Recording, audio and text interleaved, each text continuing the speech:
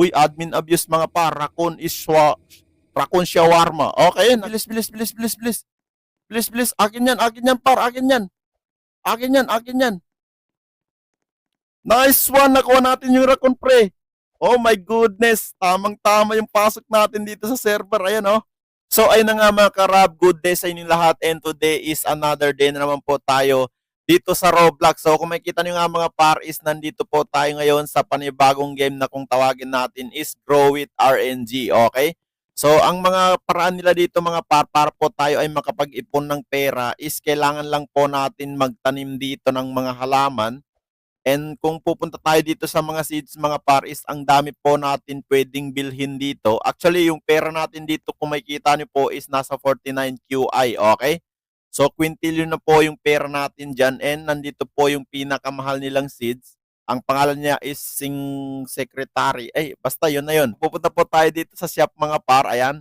Meron po sila ditong mga beds. Wait lang.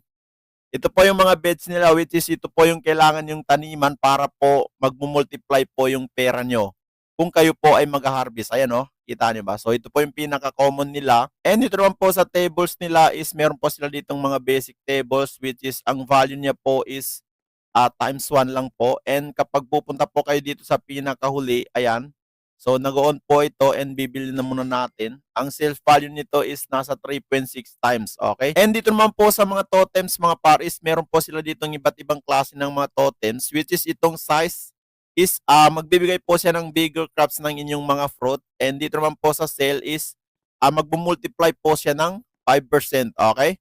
Kapag kayo po ay naglagay nito sa inyong mga garden, okay? And dito naman po is meron po silang mga mutation.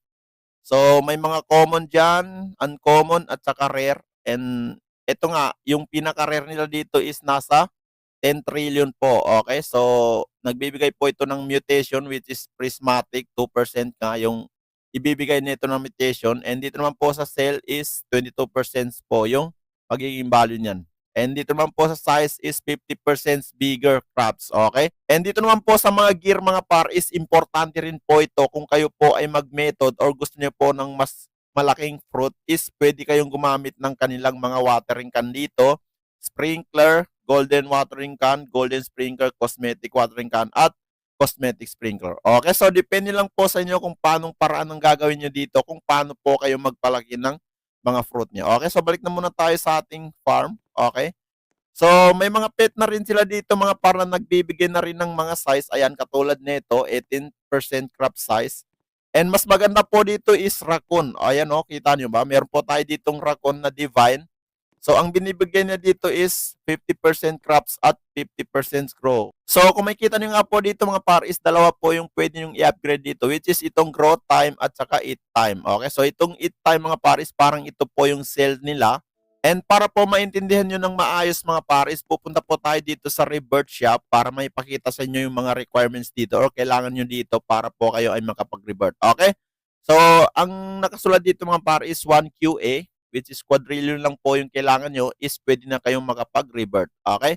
And kapag makita nyo po dito na marami na po kayong tokens, is pwede na po kayong mag-revert. Kasi nga, pwede kayong mag-upgrade dito. And pwede na rin po kayo bumili ng mga exclusive items nila dito, which is permanent na po siya mga para. Kasi mga par dito sa game na to, kapag nag-revert kayo, kahit gaano po kaganda ang mga nakuha nyo dito, is mawawala po lahat yun. Okay? Kasi nga po, hindi po permanent. Okay, so ibig sabihin magre-reset po kayo sa carrot. Bibili niyo po ulit itong carrot.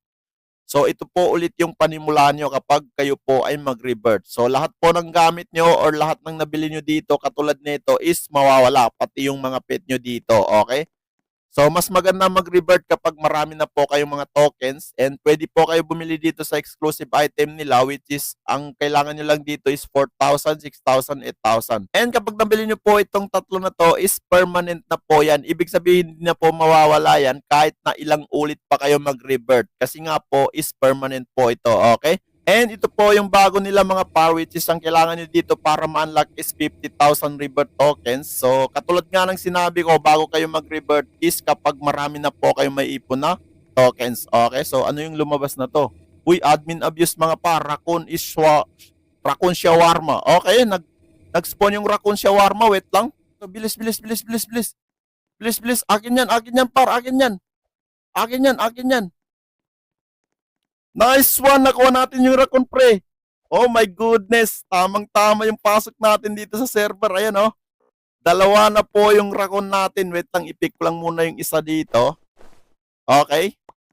Buti na unahan natin yung player. Gusto kunin to eh. Ayan.